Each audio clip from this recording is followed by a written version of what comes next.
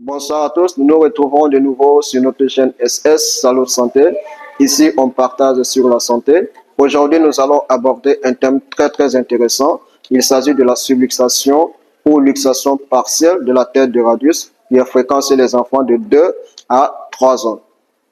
Nous allons voir le mécanisme de production, les signes et les symptômes chez l'enfant, la prévention et le traitement. Si vous êtes nouveau sur notre chaîne, soyez le bienvenu. N'oubliez pas de vous abonner pour ne pas perdre nos prochaines vidéos et publications. Avant d'aborder le thème, nous allons voir qu'est-ce qu'une luxation et l'anatomie de l'articulation du coude.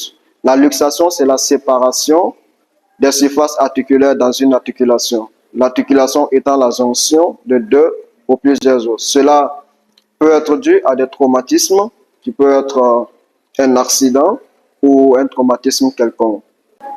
Parlons de l'anatomie de l'articulation du coude.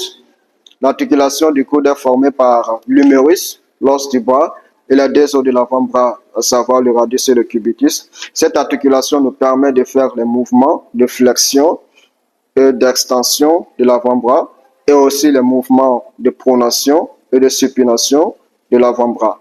Comment donc se produit la luxation partielle de la tête du radius? C'est lorsque nous tirons verticalement et brusquement sur l'avant-bras des enfants. Cela peut arriver lors de la montée des escaliers ou la descente des escaliers, ou n'importe quelle situation qui peut nous amener à tirer brusquement et verticalement sur l'avant-bras des enfants, ou même lors d'une chute.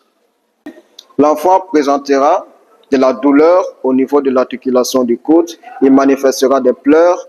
Lorsque vous allez lui tendre quelque chose à prendre, il ne pourra pas prendre avec le membre concerné parce qu'il ne peut pas mobiliser le membre concerné. Pour prévenir cela, comme nous venons de voir le mécanisme de production, c'est d'éviter de tirer brusquement et verticalement sur l'avant-bras des enfants. Lorsque nous voulons jouer avec les enfants ou lors d'un problème quelconque, ou pour les soulever du lit ou pour jouer avec eux, donc c'est très important de faire attention pour ne pas leur faire du mal.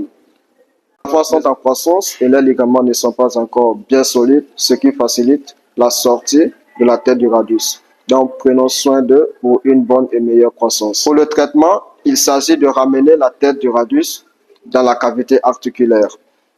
En rhumatologie, on appelle ça la réduction. La réduction, c'est la restitution de l'anatomie normale de l'os.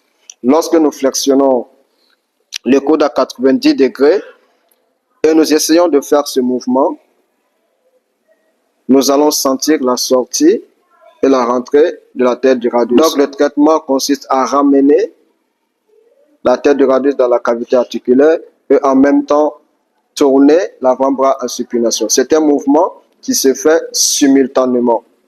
Pour savoir si l'action a réussi, il faut tendre à l'enfant quelque chose à prendre, quelque chose qu'il aime, que ce soit du bonbon, du biscuit, un jouet, quelque chose qu'il aime.